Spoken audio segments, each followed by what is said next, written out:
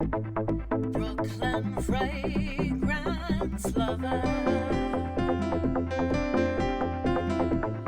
Brooklyn fragrance lover. Brooklyn fragrance lover. Brooklyn fragrance lover. Hello everyone, I'm Carlos, Brooklyn Fragrance. I'm here in Carlos. New Jersey at Steven's house, Mr. Redolessence. How are you, sir? I'm doing pretty well. I want to thank you for coming here because what the viewer probably doesn't know is that I was supposed to go to your house today, and I'm not. I just had a root canal and I don't root feel canal, that great. we got some things to do around the house. Yeah, So it's all good. It's a beautiful day out. It's gorgeous out today. it really I is. wore no jacket today, so. Yeah.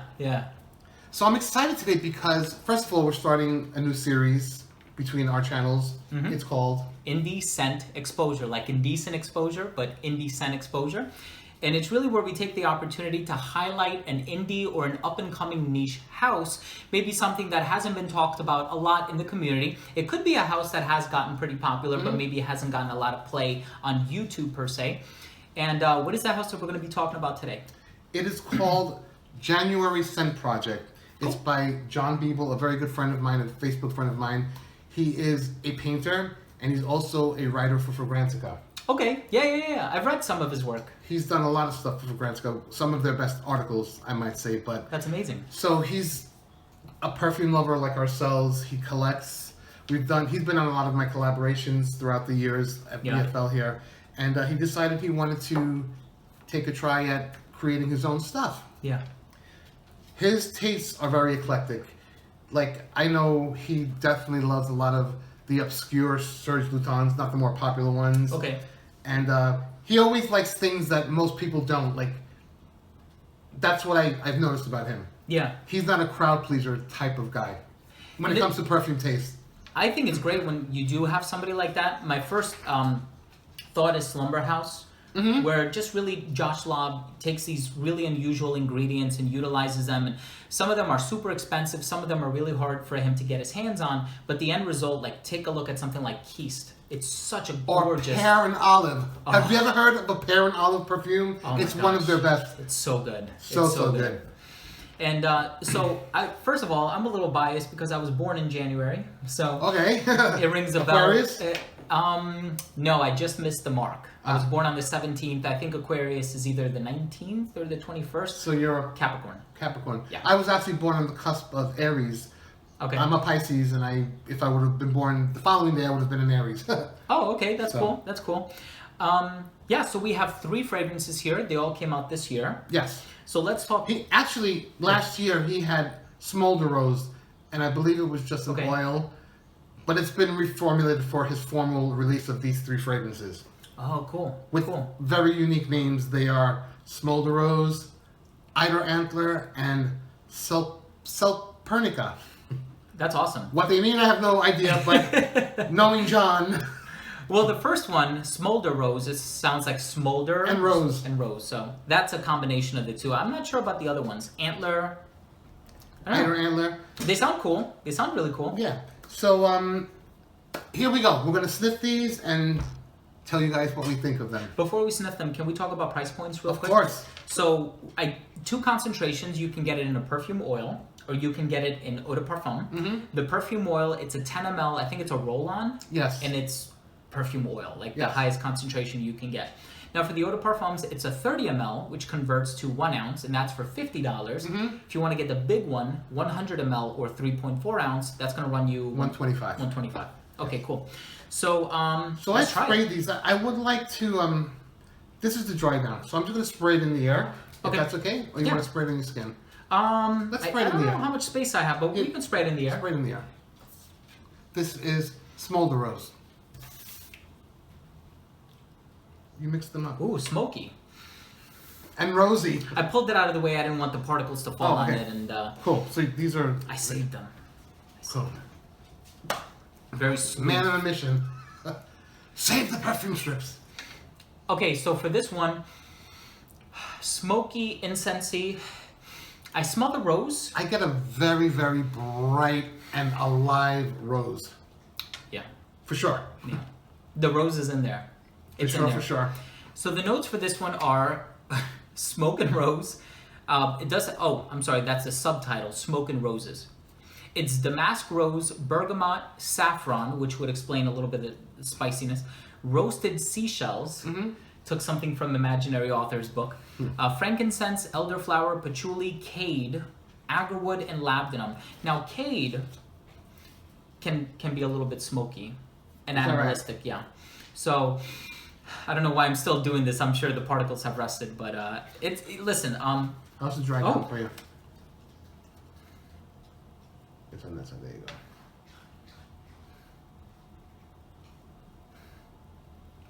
I don't know if I'm getting too much of the resins, like the labdanum, but No, it's still smoky. It's, to me, a very, very bright, and the bergamot is definitely there. A bright rose, but not your grandma's kind of rose. Exactly. It shimmers off of the skin, really, and I get a little bit of resin, and I like it. I'm not the biggest rose fan.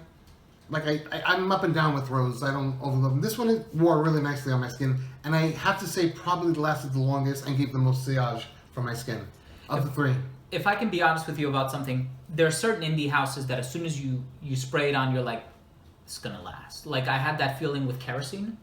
So when I sprayed his spray, I was like, oh my god, this is gonna last eons. This is one of those brands where you're like, yep, it's gonna last a long There's time. no shortness of performance here. They perform. It's funny, like I'm thinking of that note, the roasted seashells note, and maybe the smoke is the roasted part, but the seashell part, it's almost like it has a salty or like granulated quality about it. So, wow, that's unique. I have to say that I know that John's a painter, and I know that he goes into creating a perfume as a painter, or as a musician. Nuances and. If you take a look at, so I think this might be a nod at the fact that he's a painter. So this is, I guess, the design for January. But when you look at each individual scent, this design will be in a different position, and it's also a different color. So I think that's really cool. But I like it. Really awesome. So let's move on to the next one. Cool. And one last thing about this one that we just Smoulder tried. Rose. If you don't like the too clean of a rose, like the lime and the rose that you get from Lyric Man, but you also don't want something that smells Middle Eastern, you want something that smells different, definitely give this one a shot. If you're a fan of rose, It's very alive and very bright is how I describe it. Okay. Wow. Eider Antler, he's sniffing now. This is Okay. for the person who enjoys green fragrances and who enjoys lavender. Spray it in the air. Sure. I was like, joke. Not from the perfumes. I'm having allergies today. As beautiful as it is outside. It's the pollen. It's the pollen. Lavender. Lavender. Lavender. When I first spray it, it reminds me of Caron por un Homme, Yes. the green juice. Like it's a very rich and robust lavender. It's so full of life and full of energy. But it changes. There's a complexity to it. It's The not. notes for this are ivy fougere, lavender, green leaves, moss, pink pepper, lavandin, champa leaf, ivy, elemi, fir cone, hay, oakwood, cashmere, and velvet. Pardon me, vetiver and musk. Definitely a lot of green elements in this composition, for sure. This reminds me of when I used to live in Greece, and I'd be at my. You lived in Greece? I had no idea. Wow, awesome. I went to kindergarten, first and second grade in Cool. Greece, and then I moved here just in time for third grade, and that's why I was an ESL student. But this reminds me of when I used to live in Greece, and I'd be in my grandmother's garden, and I would just pluck random flowers and weeds. And then you smell your finger, and it has that green quality on it. But you smell Sometimes the lavender. good and sometimes not good. Yeah. Sometimes Yeah. it depends on what you. But I know exactly what you mean. This definitely has a lot of green elements, and it comes across the lavender forefront. Then you get a lot of the other green elements, which Yeah. I'm not really a green lover. But I know a lot of people who are, and they might appreciate this. Yeah. I think if you're a fan of a more, I don't want to call it modern because it's not modern, but a more sort of avant-garde, unique take on the barbershop fougere, with no emphasis on geranium, but more definitely an emphasis on the green qualities in the lavender. I was gonna say, like lavender is definitely associated with barbershop type fragrances, right? Yep. I was thinking that before, but I didn't say it. I don't think this one is for everyone.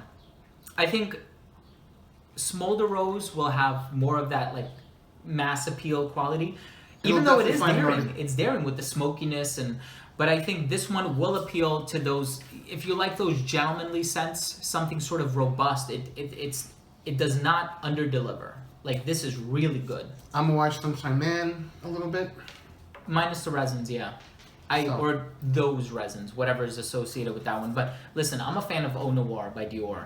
And that's I am not. I know. So I gravitated towards the second one right away. But I like it. I like it a lot. It's a good one. So why don't you tell me about the last one? Okay, so the last one is called Smoulder, and it has salt, milk and fruit. You said that very Greek. Smoulder. That was awesome. Apricot Immortel. No, say it right. Apricot Immortel, which can smell like cracked wheat. Immortel is used in New Harlem by Bond No. 9. It gives it that syrupy. And I think, and also in Eau Noir. Also in Eau Noir. To me, I get curry maple syrup from Immortel, and it goes very, very Yeah. uber curry on my skin, and I'm not a fan. I don't blame you. And I don't get that from here, so... Right. And am I allowed to smell it yet, or? I smell. What do you want?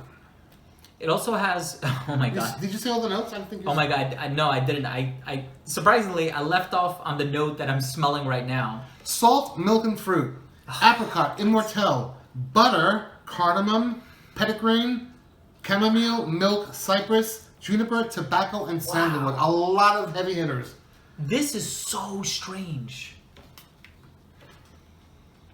Oh my gosh. This, What? for me, out of all of these, had the best opening. Man. It's just like, whoa! It's like atomic fruit, atomic milkiness. Wow. Just really big and like, I'm here, you know? The crazy thing about this one is that you smell butter. Like, it's salty, it's fruity. I don't like the smell of butter. And I'm not saying it smells like a stick of butter or margarine or anything like that. One of the worst smells as a childhood was Man. on Sunday mornings when I would go out to the clubs the night before, and my father would make apple pancakes every Sunday morning. I hated the smell of the butter burning on the. Yeah. No, it doesn't smell like that. But it in terms of the olfactory texture, like there's a buttery quality about it. Yeah, that I get for sure. Wow. It's very full. Like I said the word to you like a fruit compote. Like it's just it's thick with the fruits. It smells like sun-kissed skin with like a mild fruity overtone. Mm-hmm. The apricot brings just enough joy and harmony to the composition.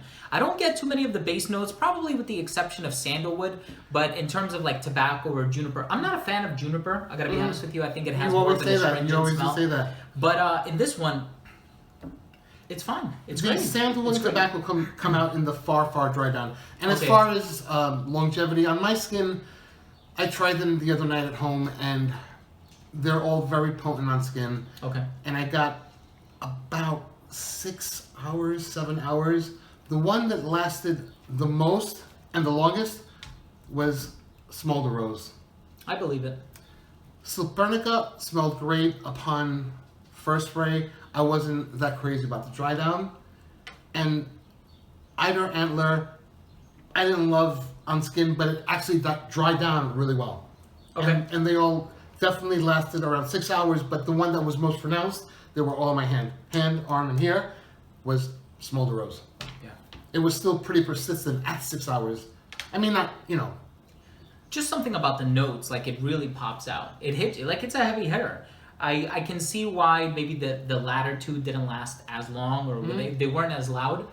But I just think overall, for what you're getting from this house, like the price point and everything considered, the fact that you can get a 50 ml bottle and it's selling for, what did we say, 50? A 30 ml bottle for $50. 30 ml, that's right. 30 ml for 50 And dollars. 100 for And that's- $125. Listen, an ounce for $50. I don't think that's. I think that's within reasonable range. I think it's a great price. And I believe the colors of the juice, like this one is green, and this one, they have different colors. Yeah. John went out of his way to do this right. Either he was in touch with people in Europe, or he went to Europe and Yeah. he sourced his own bottles. He did this very slowly because he was been talking about this for over a year. There's a blog for this. I'll leave the link down below. But he did the artwork, the conception, the formulation. He took his time and he did it right. And the execution is great. The bottles look really, really nice.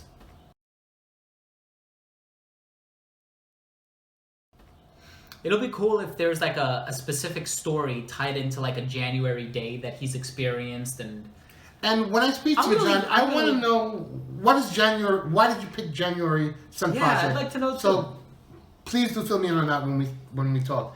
Well, it was a lot of fun doing this with you. Yeah, thank you. Thank you for introducing me to it. I think it's awesome. And welcome to our first episode of Indie Scent Exposure. Thank you, John, for letting us highlight your line. Thanks to the generosity of John, we are offering a 100ml bottle of one of these to 3 lucky subscribers. Three bottles? 1 bottle of this, 1 bottle of that, and 1 bottle of that. Three different winners. And thank you. all you have to do is subscribe to Brooklyn Fragrance Lover, like and share this video, then leave 1 comment down below with which bottle that you'd like to win. Since there are 3 different ones being offered, I have to narrow it down to who wants what. So leave a comment, choose which one you want. What are the names again? Smoulder Rose. Should I say it in Anglo-Saxon? However you want to say it. Smoulder Rose, Eider Antler, and Selperniku. I like the way you say that one. I'm trying. I'm really trying. So, thanks so much for watching. It's always a pleasure having my man right here. Of course, Carlos. And we'll see you at the next review. Take care.